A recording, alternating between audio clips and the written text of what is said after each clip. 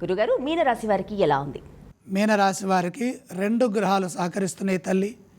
జన్మచంద్రుడు, చతుర్థ శుక్రుడు. మీ మనోబలం మిమ్మల్ని కాపాడుతుంది. ఏకాగ్రతతో పనిచేయడం ద్వారా అధిక లాభాలు ఉంటాయి. ఆర్థిక పరిపుష్టి కలుగుతుంది. విశేష ధన లాభాలు మీ కృషిని బట్టి కలుగుతాయి. మీరు తీసుకునే నిర్ణయాల ద్వారాగా పెట్టుబడుల రూపంలో సంపదలు పెరుగుతాయి. దీని అంతటికీ కారణం 4వ రాశిలో ఉన్నటువంటి శుక్రగ్రహం. ఆర్థికపరమైన విజయాలు త్వరగా సిద్ధిస్తాయి.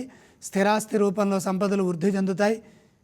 అయితే ఇక సాధారణమైన ఫలితాల్లో గ్రహదోషం అధికంగా అడ్డుపడుతోంది కాబట్టి మొహమాటం లేకుండా ప్రతి పని జాగ్రత్తగా చేయండి. అధిక వ్యయం కాకుండా జాగ్రత్తలు తీసుకోండి. ఆత్మవిశ్వాసం రక్షిస్తుంది. దేనికి వెనకడుగు వేయవద్దు. నిదానంగా కుటుంబ సభ్యులతో కలిసి సమిష్టిగా నిర్ణయాలు తీసుకొని వాటిని అమలు చేయడం ద్వారా బ్రహ్మాండమైన శుభ భవిష్యత్తు లభిస్తుంది. వ్యాపారంలో నష్టాలు రాకుండా జాగ్రత్తలు తీసుకోవాలి. సకాలంలో పనులు చేయాలి.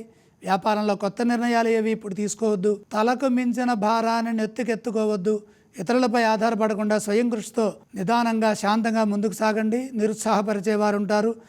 ఎవరి మాటలు ఎక్కువగా వినొద్దు, మనసుకు తీసుకోవద్దు. మీ సొంత నిర్ణయాలు, సొంత ఆలోచనలు మిమ్మల్ని కాపాడతాయి. కుటుంబ సభ్యులతో శాంతంగా ఉండండి. కలహాలకు అవకాశం ఉన్నది కాబట్టి ఓర్పుతో వ్యవహరించండి. సౌమ్య సంభాషణ శాంతియుత జీవనాన్ని ప్రసాదిస్తుంది. వారం చివరి భాగంలో మేలు జరుగుతుంది. మీనరాశి వారు ఏ స్తోత్రాలను పఠిస్తే బాగుంటుంది?